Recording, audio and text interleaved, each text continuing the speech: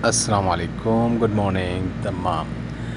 ये बड़ी ज़बरदस्त ख़बर आई है कि ये गार हिरा और गार सौर की जो है तजदीद नौ का काम चल रहा है और पहला जो मरहला था जो उसकी सफाई का था वो मुकम्मल हो गया है। दूसरे मरहले में वो उसको जो है इस काबिल बनाएं कि लोग आराम से वहाँ सेफ़्टी के साथ जा सकें और सेफ़्टी के साथ वापस आ सकें।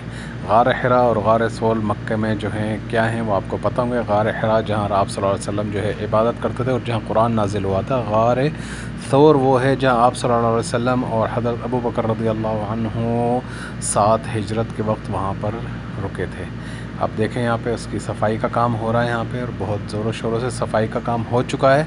और उन गारों को उन्हीं हालत में जो है पहुँचा दिया जो अहादीस में और तारीख़ में लिखा हुआ था जिस किस्म के वो थे पहले से।